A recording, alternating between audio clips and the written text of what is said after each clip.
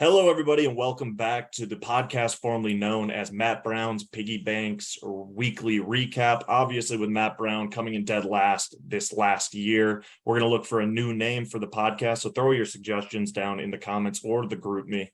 I'm joined by my co-host Joe today. How you doing, Joe? I'm doing fantastic. Yeah, so you messaged me late last week saying we should do a shock drop. Middle of the offseason, hot takes. How hot are your takes today on a level from measured to Skip Bayless? Where you coming in with these?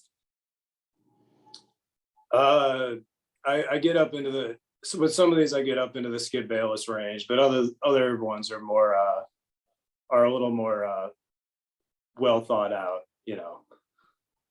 Yeah, I think my first three. I mean, we kept the heat level a little bit low, but then on my final two, we're throwing some haymakers at the end. So you want to take us into your first hot take for the 2022 fantasy football season?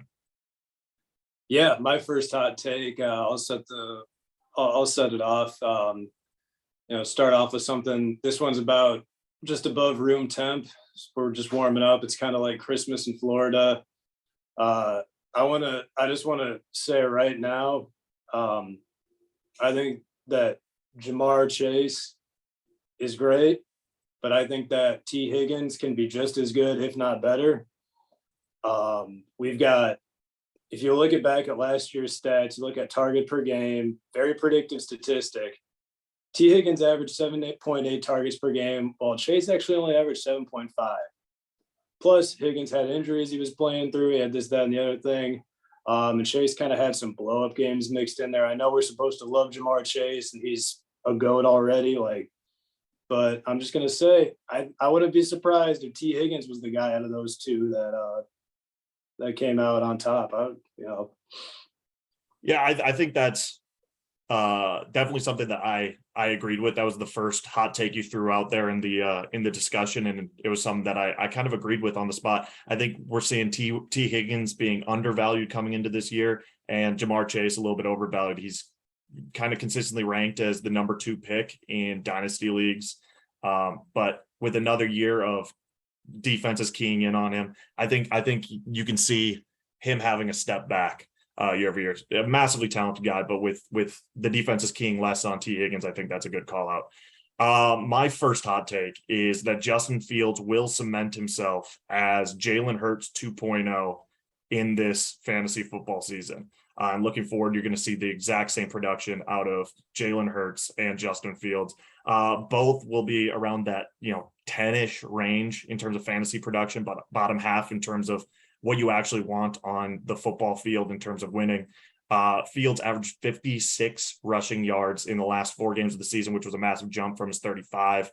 Both will have guys that you're not afraid to start in your fantasy lineup week after week.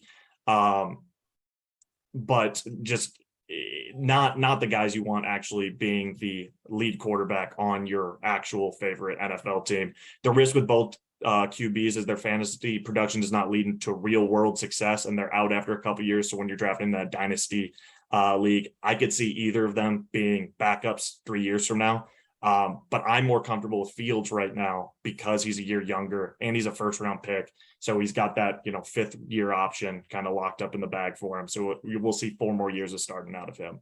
I had this at a 3 out of 10 on the hotness scale, and I compared this to a lukewarm soak in the bathtub after your significant other takes up all the hot water in the house. What's your number 2 hot take? So I've got this one is pretty hot, just hot enough, just like Stacy's mom. I feel a little bit bad. This feels kind of like an easy one, but Christian McCaffrey, he's a guy who in the past has shown that he really does have it going on. And I still think he does have it going on, maybe. I think Christian McCaffrey is in for a tremendous season, like top 5 easily.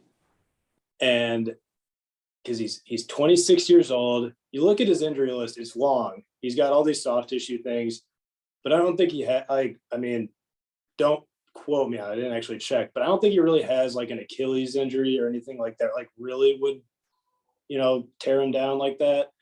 Um, yeah, I'm penciling in Christian McCaffrey for a top 5 finish this season, and I still think he's got another year or two left of that sort of thing. Um, so yeah, hot like Stacy's mom. That's pretty hot. 5 out of 10. I We're mean, getting it shouldn't be a hot take that Christian McCaffrey is a top guy. He's one of the guys exactly. you want on your team. But with all the injury concerns in the past, it does feel like a hot take to say he's due for a bounce back. My second hot take was no rookie will finish top 10 in any position this year. Last year we had Jamar Chase as a top wide receiver. The year before that we had Justin Jefferson and Justin Herbert, both in top 10 in their position. This year, I think if you look at number one, I've got this as a 4 out of 10 on the heat scale. And I've got this as like a 3-hour road trip during May in a car that the AC is broken. So turning up the heat a little bit there. But if you're looking at the quarterback position, Kenny Pickett is the only QB with a real shot at being top 10 this year.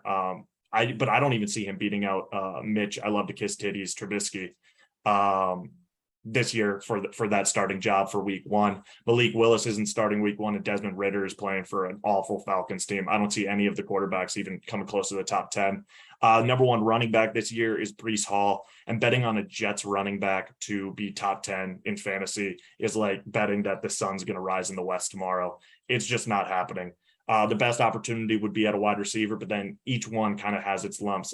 Drake London has no QB. Garrett Wilson is competing against Michael Thomas and Jarvis Landry. Garrett Wilson plays for the Jets. I have Garrett Wilson on here twice. The first one was supposed to be Olave. Garrett Wilson plays for the Jets, so I'm not picking him. Jameson Williams coming off an ACL. Johan Dotson's got Wentz thrown his way, and Treylon Burks is in a run-first offense. I don't see any of them really competing this year. So that's my my number 2 hot take. That's funny that you put that, because I had a very similar take as like one of my first 2. I was like, not a single one of these rookies excites me, not like at any position. Like looking at Breece Hall as like the guy that's supposed to be the most surefire bet. It's like, what? A running back on the Jets? Anyway, yeah. Even with Jamar I have no Chase's pushback. drop problems last year, there was still more excitement from him going into the draft than any wide receiver that I've got on the board this year. It's just not an offensively talented draft class, in my opinion. Agreed. What's your number 3? All right, so number 3,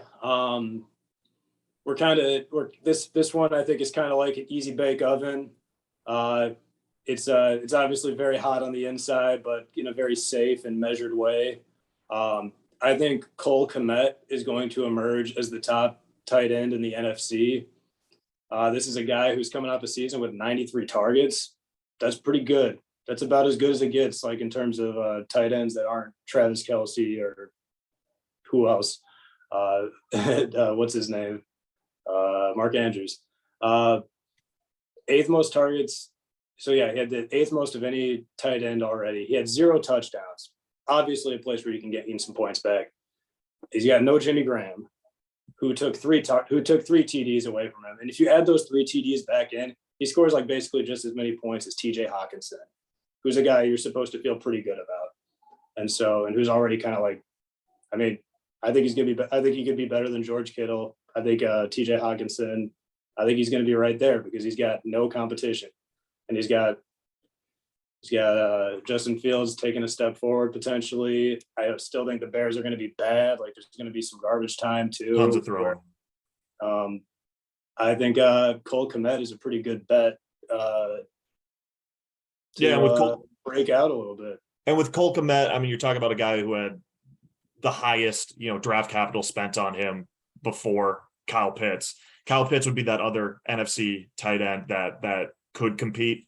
That doesn't have the production yet, but they're both very talented in very bad offenses that are going to be on very bad teams that are going to be throwing a bunch. Definitely not a bad call out there. My number 3, this is when it starts to get a little bit spicy. I've got this as a 6 out of 10. On the hotness scale, I have it as Rachel McAdams, but immediately after you realize how big the mole on her face truly is. So she's not as hot as she was before, but she's still, a good looking gal. I have Trevor Lawrence is going to be a top 5 fantasy QB this year. And just moving forward. He's got the second easiest strength of schedule in 2022, which means they're going to be in competitive games where they're going to be throwing the ball a lot. He's going to take that step up this year. And then he finished the season with an 85.1 PFF grade against the Colts, which I know it's just one game. And the Colts really, had one of the worst meltdowns in recent memory against the Jaguars. But that's a game that you can build a lot of confidence off of. You got Travis Etienne coming back. The additions of Christian Kirk and Evan Ingram are kind of memed. They spent a lot of money on those guys, but they're more talented than the guys they had catching balls last year. And the loss of Urban Meyer is the greatest addition by subtraction that we've seen in sports over the last several years. I think him leaving this team, the Jags are going to be actually, competitive in games. They're not going to, sell out their coach. They're going to be a slightly more functional franchise. And I think Trevor Lawrence is going to take a huge step up this year. I want to see the Jacksonville Jaguars bring back my man Laviska. I think he needs one more chance. I think he could be this year's Deebo Samuel. Yeah. Tiny ass A-dot. Like he could be the running back, wide receiver. Stick him in there, while Lawrence is still just kind of still warming up. I think Laviska has the talent and can kind of play all over the place. I want them to bring my guy back, who I think is still a free agent, which kind of blows. I think he's on their depth chart right now. I think he re-signed. Okay, cool. Oh no, he's on the third year of his rookie deal, isn't he? He's in his third year. This is his third year. I know that, but I like him. Sneaky talent. Maybe not enough of a fantasy role there yet, but I don't know. I like him. All right, moving on. This is where things kind of go get reckless. This one is about as hot as a butt plug dipped in flaming hot Cheeto dust. This is where we name drop the GOAT, Cordarrelle Patterson, getting way overlooked again. Way overlooked. And he is going to repeat, mark my words, he's going to be a fringe RB1 again this year. You might want to bring up that he's 31 years old. You might want to bring up that he relied on touchdowns last year a little bit. But I refuse to believe that there is another 31-year-old on this planet that is as electric as this man. He's got, where's the proven competition on his team? He's got Kyle Pitts. Is he even proven? Not really. And he's got no running back. So I think you could see him kind of skip up in draft, each week where they don't sign a running back. He could probably start rising up draft boards. People might take notice. But I'm seeing that Cordarrelle Patterson it's hardly draftable, and I'm kind of I don't know about that. I mean, I think my man's still got another year. You're tugging at my heartstrings there. When Cordarrelle got drafted to the Vikings, I probably watched his Tennessee highlight tape 1,000 times before the season even started. And I mean, every report came out of Vikings camp that he's dumber than a box of rocks. He couldn't learn a route tree. And then it took, the Bears taking him and just throwing him the backfield, letting him do whatever he had to do for people to start realizing that he's just massively talented in terms of an athlete. Sure, he can't run a route tree, but who the hell cares? Just give him the ball. Put the ball in his hand. Yeah. And so the Falcons did it by necessity last year, and I think it's actually going to be a planned part of their offense this year, rather than, falling ass backwards into an RB1. It definitely a guy you want to target in the mid rounds because he's going to have that production. My number 4, this I have as a 7 out of 10. So we're up in the heat scale. I have this as turning from the front 9 to the back 9, like in Arizona in July. And the Bev Cart girl is nowhere to be found. It is hot and there's no reprieve. This is probably the most likely of mine that's going to be wrong. But when we look at the draft a year from today, keep in mind we're doing a dynasty league in our league. Cooper Kupp will be the biggest reach in the entire dynasty draft. He's currently projected as a mid-first round pick. He is turning 29 on Wednesday. And not to mention that Stafford's getting up there in age as well. So the longevity of the value is not there. After last year's performance, there's no way he's going to be outside of the end of the first round or turn of the second round. with Van Jefferson coming into his own. Like, he's a year older, and Allen Robinson, who I'm still not giving up on. He had an awful I like Robinson. And Allen Robinson is that big body guy that you can take at the goal line, and he had the number one contested catch rate 2 years ago. Like, the guy can catch the ball, and adding him into that offense and also adding Cam Akers back into this offense, it's not going to be the same offense that we saw last year. You're not going to see even close to the level of production we saw from Cooper Kupp last year. And then on the dynasty aspect of it, the longevity is not there. Once he hits 30, I mean, that's kind of just when wide receivers start to produce less and less. And I think a year from today, we're going to be looking at the draft and see Cooper Kupp end of the first round was the worst pick. Yeah, I think I could see that just being like, I could see him finishing far from number one. You got Odell Beckham. I think Odell is still kind of floating around. Yeah, but he tore his ACL in the Super Bowl, so he's not going to be back until late in the season. But that's right, he did tear his ACL. Yeah, I mean, I wouldn't count the Rams out from like picking up another piece too. They're just trying to go no draft picks or whatever they do. I think Cooper Kupp, it's hard. Like, it's really just hard to finish number one 2 years in a row. It just doesn't really happen. It's just a volatile game. So it's kind of like, it's kind of how it goes. And plus, yeah, how do you follow up that season? All right, this is my last one. This one is just kind of where I was like, you know what? There's a guy who's got a situation. He could become a perennial QB1. I said this is like throwing a cast iron skillet in a volcano and then tossing it into the sun. I said I think Trey Lance overall will be the QB1 this year, and we'll have multiple years where he is the number one QB. I think he will he be a good NFL QB? I don't know. Does he even have a starting job? Well, the jury's still out. But when you take away those little things, he's just got the combination of rushing upside, coaching competency, team investment. I mean, he's got more team investment than any other young QB. And like Jimmy G, I feel like Jimmy G is on his way out. There's enough teams that are probably going to give an arm and a leg for him. Make him the next choice in what could be or next in the long line of elite rushing fantasy QBs.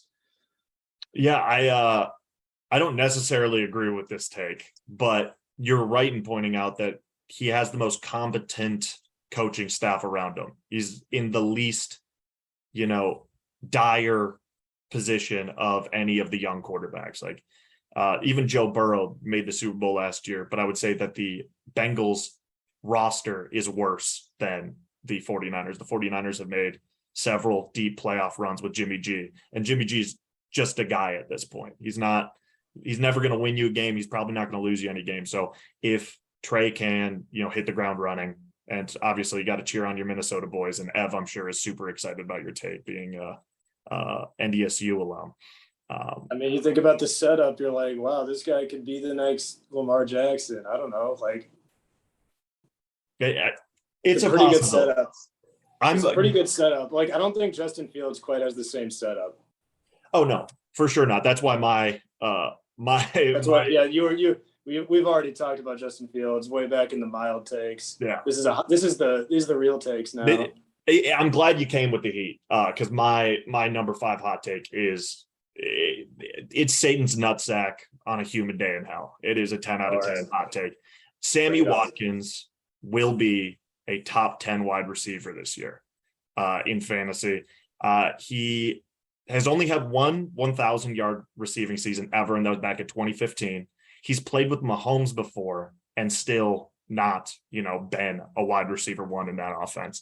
But there was more competition in that Kansas City offense for targets. And there are 224 vacated targets in the Packers offense this year and 10 or 14 vacated touchdowns.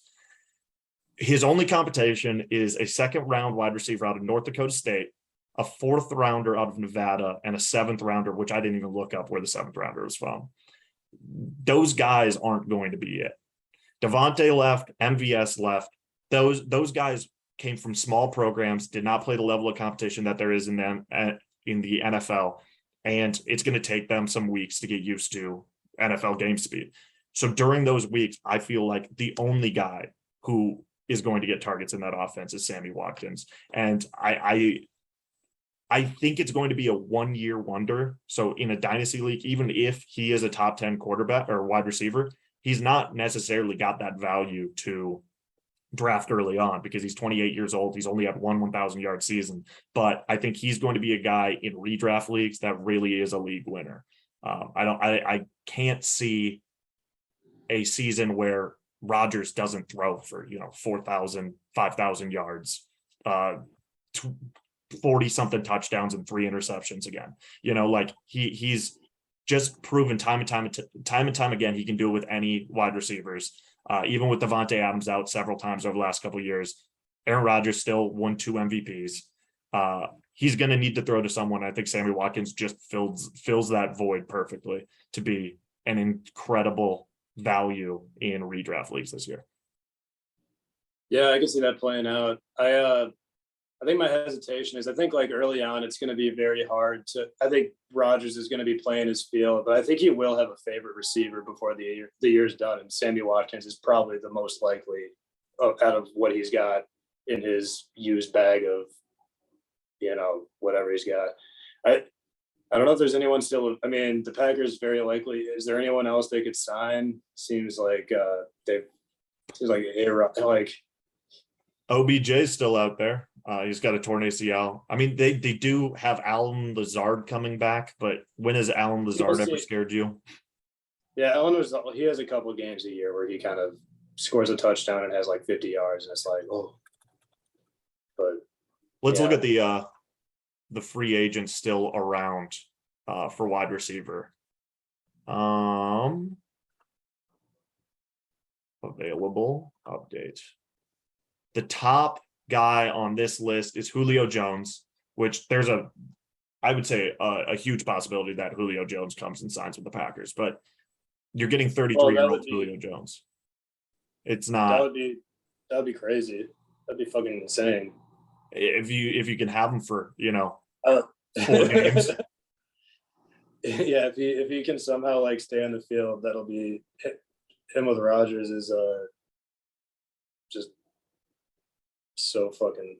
But the other guys available are T.Y. Hilton at 32, Cole Beasley at 33, Emmanuel Sanders at 35, Alan Hearns at 30, Will Fuller at 28, but he's probably facing another suspension for PEDs, or he'll be injured all year. Those are the two things that have right. He either needs PEDs to stay on the field or he's off the field. But he is a talented receiver. He is. But yeah, so I think that we might have one of the least talented wide receivers crack the top 10 in a while. Like I can't think of a guy who's underperformed so much over the course of his career and just have a boom season out of nowhere. But this is a prime candidate for it. Seems possible. Were there any hot takes that you had that you didn't quite make the cut? Well, I was gonna mark down that just like none of the rookies really excited me. I was kind of struggling to I don't really know like what the exact take for that would be though. Mm-hmm. Like I had like written down, I was like, none of the RBs will be anywhere near the top 20 or something like that.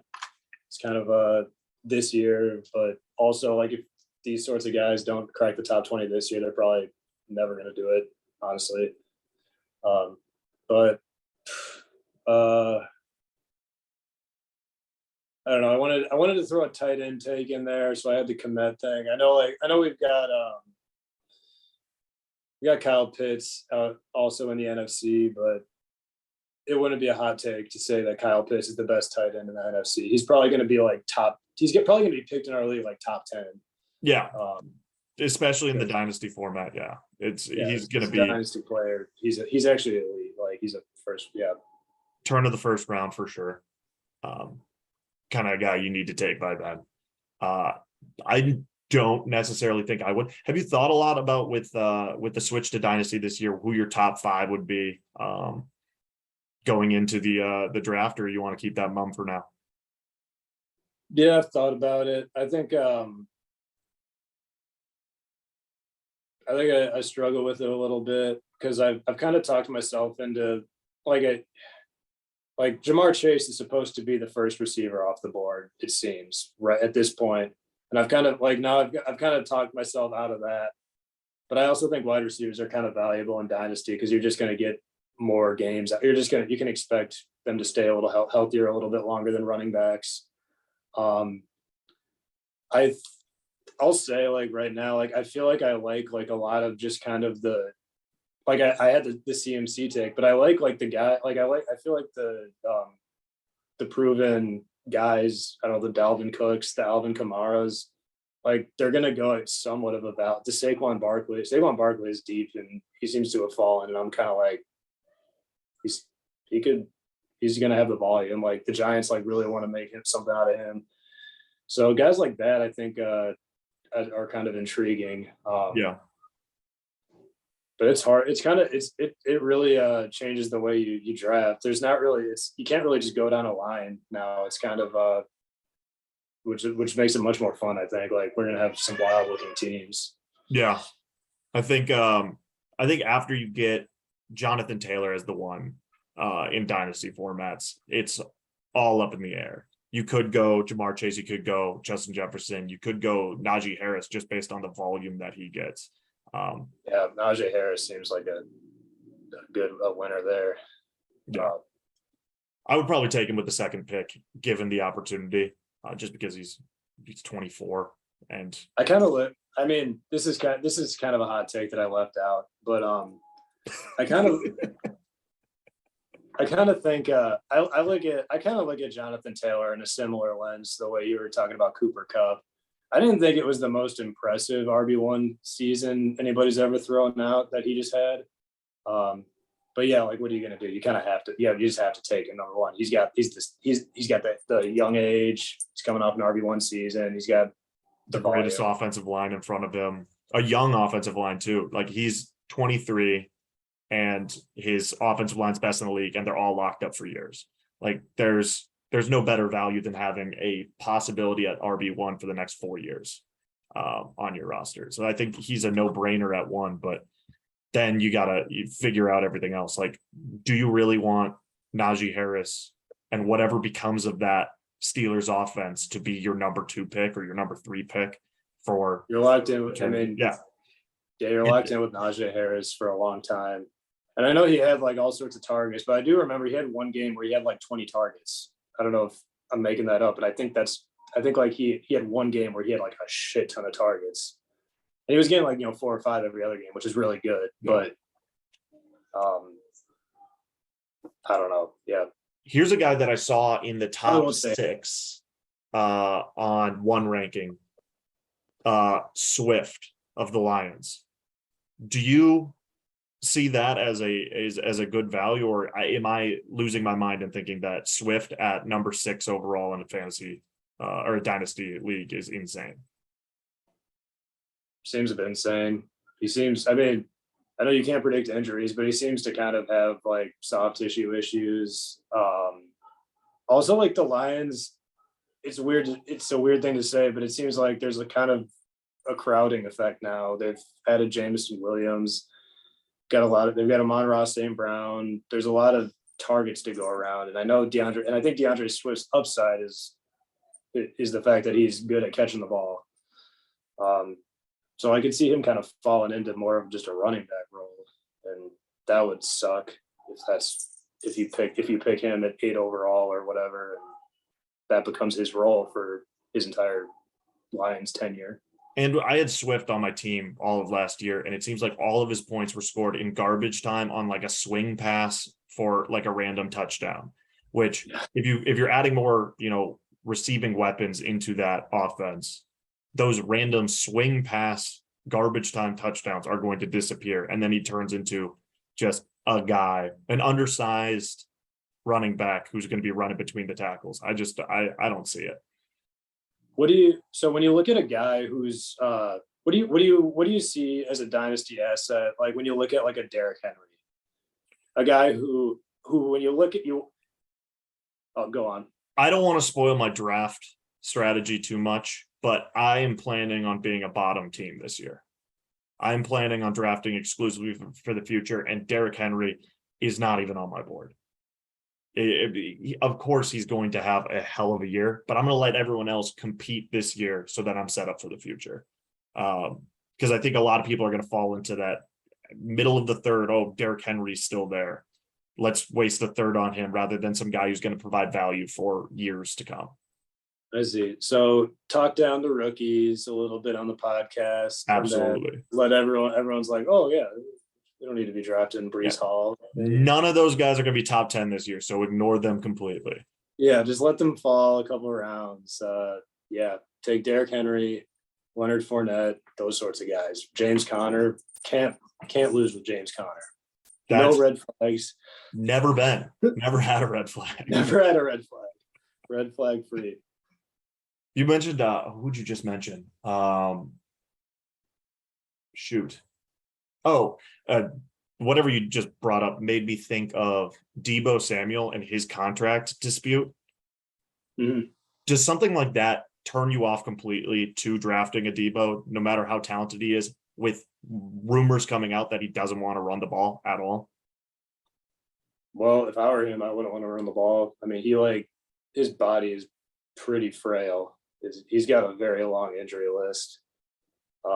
But he did play the entire last season, or at least almost all the games he had to score as many points as he did. Yeah, Deebo. I've never been a huge fan of Deebo because of like the ADOT aspect, but he's kind of like created a different sort of position. But I think I think he's more likely to like flame out this year than repeat what he did last year. Yeah, I was thinking about putting a hot take on there about Deebo just, falling out of, the wide receiver rankings. But I don't think it's that unlikely to happen. I don't think it would be that shocking if we saw Deebo tell the coaches that he doesn't want to run the ball, and then he's getting, 4 or 5 targets a game, having, T. Higgins like numbers, which is like top 15 wide receiver, but not what you're drafting him as. So I was going to throw something like that on there, but it didn't seem unlikely enough to warrant being a hot take. Like you think about that, like you take away the running back aspect, like what does he really become? I know he doesn't catch the ball very far away. He becomes like a Miguel Sanu. Yeah. Or Marvin Jones, that type. Just catching some touchdowns. Marvin Jones is always. They'll get some touchdowns, but it's all short, But I also see my man Trey Lance like scoring a lot of touchdowns at the goal line. Absolutely, he's going to be a. Like, I think he's going to be I think my man's going to be a vulture over the next few years. So if we did a super flex league where you could start 2 quarterbacks, is Trey Lance then a first round pick? Oh, and as a dynasty league? Yep. I would need to know that he has the starting job before I. All right, you got any other call outs, or you ready to launch this off to the boys? Let's send her off. I think I'm good at this point. I don't want to divulge any more secrets. That's the thing. I think we both performed poorly this last year because we were giving away too much during these weekly rankings, and now we're throwing more out there with the hot takes. What are we thinking next? Maybe right before the draft, kind of just like a sleepers and guys we like without giving away guys we really, really like. Yeah. All right. We could just have a completely facetious podcast next time and just be. We'll do it like Who's That Pokemon? We have to bring up our 5 favorite sleepers, and we have to just give a couple different facts about them so other people can guess who the sleepers are. Yeah, I like it. All right. Well, to the 10 people in the group me who get this link, make sure to send in your recommendations for the podcast name now that we are changing from Matt Brown's Piggy Bank. And let us know what you want to know next from Joe and myself. Got anything else for the boys? That's it. All right. Have a good one, Joe. Take it easy. Thanks.